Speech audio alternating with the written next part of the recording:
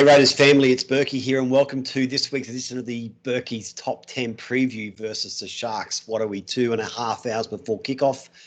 Guys, hope everyone in Sydney and Canberra and surrounds are safe and well with the rain bomb that's hitting you guys as we speak.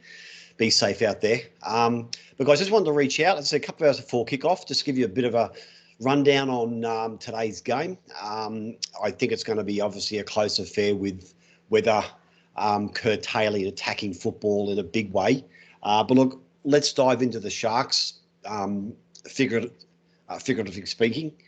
They're very good wet weather runners, the Sharks. So last year they played a lot of wet weather football. They were played against St George last week with a lot of wet weather. And they're the sort of side that enjoys a wet track. They like to spoil, like to get up in your face. They just play the basics very well in this type of game. So that's going to be one of their positives for today. I don't rate them as a great side. I don't think they have a lot of strike or firepower over the park. But as a team collectively on a day like today when points are going to be at a premium, they're going to be in the game for a long while if we let them be in the game for a long while with our ill discipline or errors, which I'll cover later on.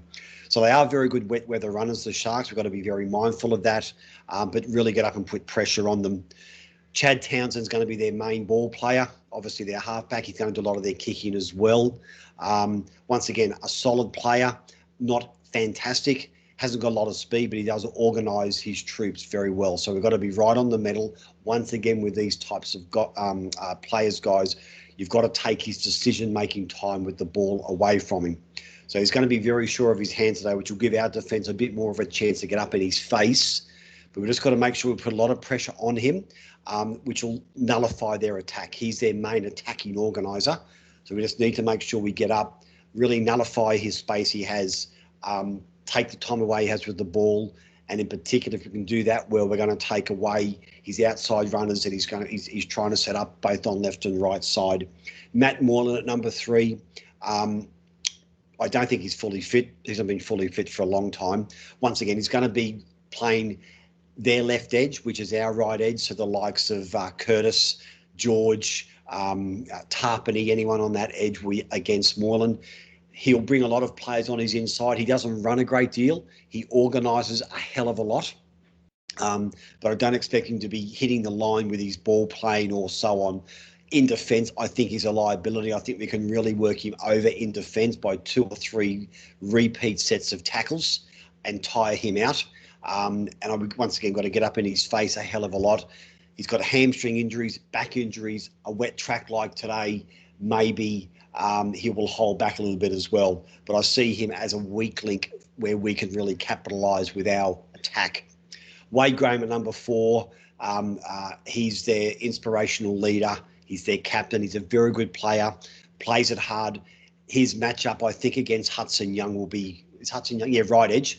So I think his matchup against Hudson will be fantastic. He likes a challenge like this, Wade Graham. Left foot kick. We've got to be prepared for his left foot grub, which he also does very, very well for his wingers. He's just a hard runner. He loves hitting the gap back on an angle. So once again, that cover from marker has to be coming across to make sure they curtail his runners coming back towards the post. So he can't be lazy on the inside of Wade Graham when he has the ball, because he will hit that hole coming back in towards the goalposts. Let's go to us, shall we? I thought last week Joe Tarpany was our best forward on the field, in my opinion. I thought he was enormous, really carried over well from last year. His footwork is as good as ever, and I can really see him causing these big Cronulla forward packs today, which they do have. They don't move very well laterally, the Sharks forwards. They're very good straight runners, but moving them side to side is what we need to do today, particularly with Tarpany and Hudson Young and the like.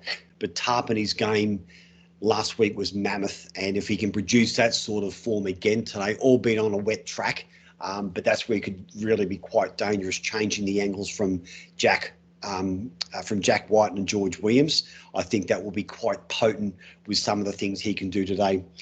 I've gone for Curtis Scott at number 6. He didn't get much of a mention through the week, but I thought for a guy that had a lot of issues away from the game last year, I thought his game last week was very solid. Leilua had no space, both Luciano and BJ. and that was a cause of Scott's really hungry and robust defence getting up in their face. So I thought his game last week, first game back for 8 months or 9 months, was terrific. I can see him building on that today. We've got to play our way today with the weather. We just got to make sure that we don't lower our standard to the Sharks. We've got to make them lift to us. The moment we start watching or making errors and similar errors that they may make, we're going to get into a lot of trouble. So we've still got to play our way today and not be sucked into Cronulla playing a WWF type of game, a wrestling match and so on. We've really got to be on our mettle to make sure that we keep our standard where it should be. Number 8, I've gone the bench. I thought our bench last week was terrific. And you can tell by the new rules, a bench is critical this year, even more so than previous years with how quick the game has gone. The bench and the fitness of the bench is so important. And you can really look at a squad of 17 now, and you can really gauge your selection or who you're going to pick on how strong the opposition's 14, 15, 16 and 17 players are. But we had a fantastic bench rotation last week. Same bench for this week. I can see those guys really lifting another gear. Another match under their belt. Match fitness is so important for the likes of Ryan James, who are, first game in nearly 2 years. That's going to help him enormously. Hodjo, Curtis Scott, Bailey, all these guys were out for long periods of time. But our bench last week was terrific. So much so, I'll shoot into number 9, that Papa only played 47 minutes and Dynamis Louis only played 17 minutes. So this time of the year, easing those guys into their match fitness by not having them being flogged for 50, 60, 70 minutes is a godsend. The reason why was because our bench played so terrifically well. Ricky had that luxury of easing these guys into the game or not even getting them back on there. In Dynamis's case, he only played the first 17, was taken off. But as I said, the likes of James and Sutton and Sia and Havili played that well. Ricky had that luxury of just giving Dynamis an early mark, knowing there's a long year ahead of him getting bashed and bruised. Same with Papa. And number 10, guys, the kicking game. We're very lucky in that we have a left footer on Jack and a right footer with George, and Hodjo can kick out of dummy half. Probably got one of the better kicking options out of all the sides in the comp. By having a left footer and a right footer and a dummy half that can also kick very well. Today's going to be one of those days where the kicking game is critical. We've got 3 great kickers over the Sharks, really only 1 kicker. So we've got to use that to our advantage big time today. Kick them to the corners whenever we can and make our really robust, heavy defence up and in to cause some errors deep in their half and give us some attacking opportunities. So, guys, that's it for Bourkeys' Top 10 preview this week, guys. Thank you so much for your support. Hit me up on Facebook, on Twitter. YouTube channel's up and running as well if you want to look at any old shows or even watch this one when it's up and running, guys. I really appreciate your support, as always, guys, and looking forward to this game in a couple of hours. And as always, this is Bourkey, Bleed Green, out.